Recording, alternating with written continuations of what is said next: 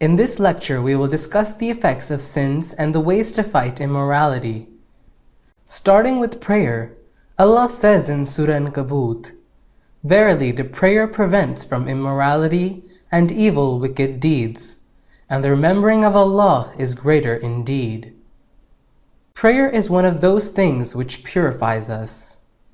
Prophet Muhammad, peace be upon him, said, "Do you think a man would be dirty who takes a bath 5 times a day in the river flowing in front of his home?" They said, "No." He, peace be upon him, replied, "Prayer is like this to man, which makes him purer from inside."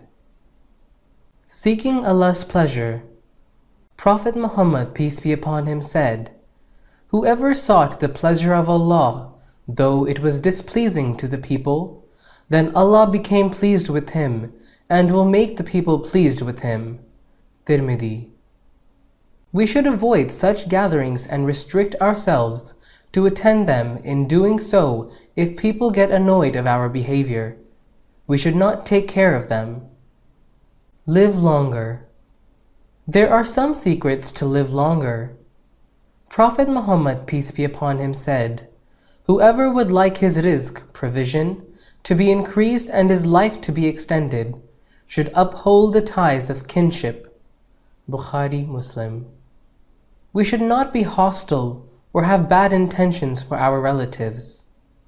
Our relatives have rights upon us. Whenever you see a relative coming towards you, firstly, say him salam. Inquire about his health. Offer your services for his help if he needs. We should participate in their celebrations to make them happy, but we should warn them about the anger of Allah, about the sinful acts and forbidden events if they are involved into.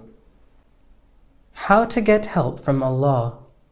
In Quran, it is mentioned in Surah Al-Hajj that verily Allah will help those who help His cause.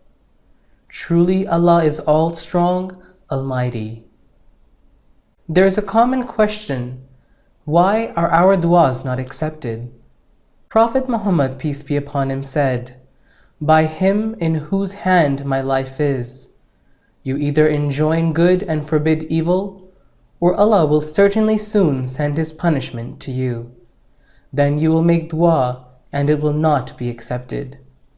Tirmidhi. Allah's great mercy.